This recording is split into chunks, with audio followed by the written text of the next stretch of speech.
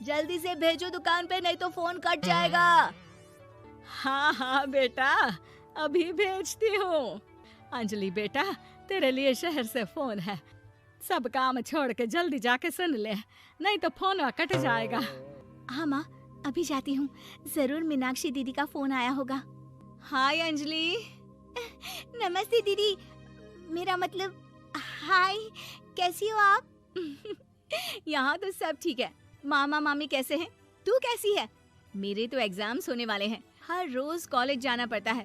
Lectures, extra classes, private coaching. ओ, मैं तो इतना थक जाती हूँ, क्या बताऊँ। आपकी कॉलेज वाली बहन जी आपको इतना पढ़ाती है, तो घर कब जाती हैं आप दीदी? अरे नहीं नहीं, ये सब सिर्फ मेरी प्रोफेसर नहीं पढ़ाती, मैं अलग से दूसरे टीचर्स के पास भी पढ़ने जाती हूँ। दीदी, फिर तो आप बहुत थक जाती होगी ना। आप ना पैदल मत जाया करो, टांगा ले लिया करो दीदी। नहीं मेरी भोली बहन, ना मैं पैदल जाती हूँ, ना ही यहाँ टांगा मिलता है। मैं बस से जाती हूँ और थोड़ी दूरी के लिए रिक्शा ले लेती हूँ। सच्ची? वहाँ पर टांगे नहीं, बस चलती है? वाह, वो भी हर रोज? हमारे गांव में भी बस आती है, दिन में 2 बार। यही तो खास बात है शहर की। यहाँ बसें पूरा दिन दौड़ती हैं सड़कों पर। और सिर्फ बसें ही नहीं, कार, स्कूटर और ट्रक भी। और तो और थोड़ी दूरी पर तो हवाई जहाज भी है, जहाँ से हवाई जहाज आसमान में उड़ते हैं। अच्छा दीदी, मैं फोन रखती हूँ। बुआ जी, फूफा जी को मेरा नमस्ते कहना। हाँ माँ, हम लोग शहर में क्यों नहीं रहते?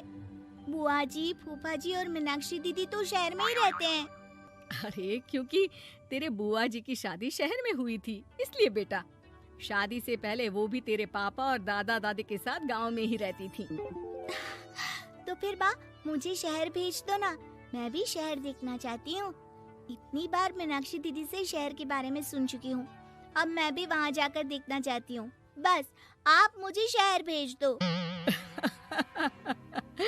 ठीक है, इस बार गर्मियों की छुट्टियों में कुछ दिन रह आना शहर, अपनी बुआ के घर। अब तो खुश ना? हाँ माँ, बहुत खुश। आप देखना, मैं शहर जाके कितने मजे करती हूँ। अंजलि अगले दिन स्कूल जाती है और वहाँ अपने सारे दोस्तों को अपने शहर जाने की बात बताकर चिढ़ाती है। अरे श्रद्धा, शीतल, सरोज, तुम लोग इन गर्मियों की छुट्टियों में कहाँ जा रही हो? एकादशी वाले गांव के मेले में। हम तो दूसरे गांव में नानी के घर जाएंगे, उनका घर नहर के किनारे है, बड़ा मजा आएगा। हम इस बार कहीं नहीं जा रहे, बल्कि हमारे घर में रहने के लिए मेहमान आएंगे। और तू? अरे मेरा क्या है, मैं तो बस पास वाले शहर जा रही हूँ, अपनी बुआ जी के घर। वहीं रहूंगी कुछ दिन। तुम लोग चिंता मत करना, मैं चिट्ठी लिखूंगी तुम सबको वहाँ से। पापा, मुझे तो चक्कर आ रहे हैं, जी घबरा रहा है। बेटा, शहर आने की जिद भी तो तूने ही की थी। अब पहली बार बस में चढ़ी है तो यही होना था, भुगतो अब। अरे मामा जी, अंजलि, आप लोग आने से पहले बता तो देते, मैं लेने आ जाती बस स्टैंड तक। आओ आओ भैया, आओ बेटी अंजलि। माँ बुआ जी कैसे हैं वहाँ? और भाभी कैसी हैं? सब ठीक है, बस अंजलि जिद कर रही थी कुछ दिन आप लोगों के साथ रहने की, सो छोड़ने आ गया। दीदी, आप मुझे शहर घुमाने ले जाओ ना, मुझे भी शहर देखना है। हाँ हाँ, चल तैयार हो जा जल्दी से। अंजलि तैयार होने जाती है और कुछ देर बाद जब बाहर आती है तो अरे ये क्या कर दिया तूने? मार्केट तक ही तो जाना है। इतनी डार्क रेड लिपस्टिक, इतने बड़े बड़े झुमके और चूड़ियां और चेहरे पर इतना सारा पाउडर।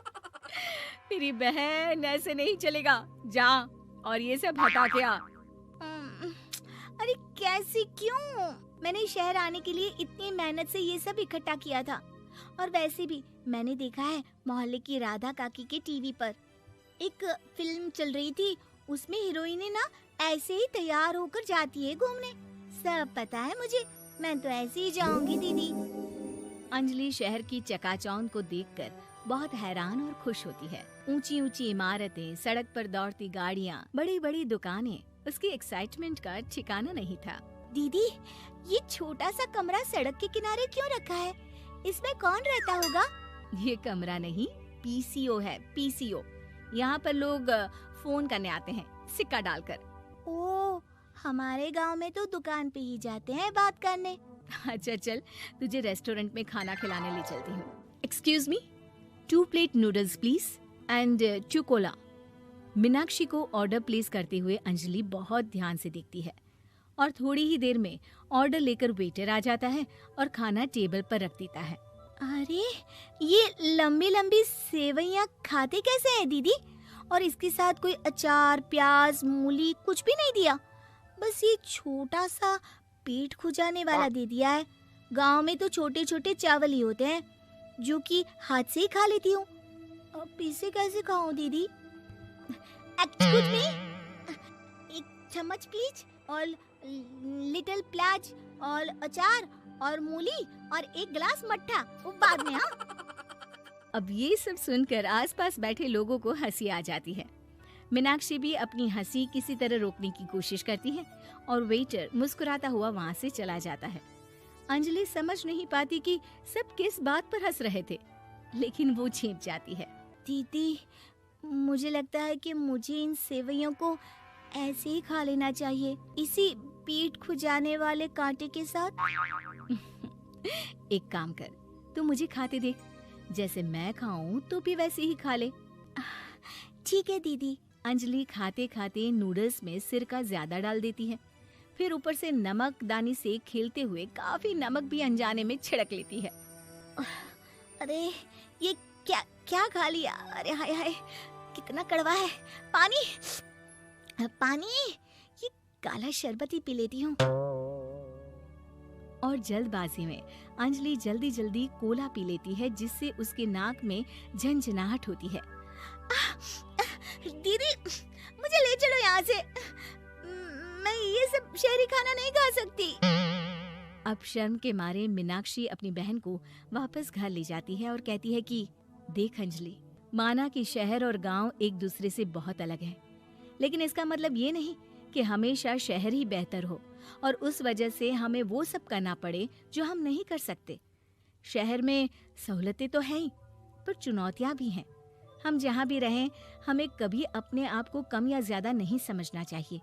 और किसी भी नई जगह में ढलने में समय लगता है, उसके लिए तुम्हें दूसरों की नकल करने की कोई जरूरत नहीं है।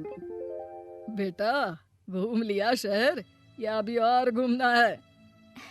नहीं पापा, मैं अपनी गलती समझ गई हूँ। आप गांव ही ले चलिए मुझे।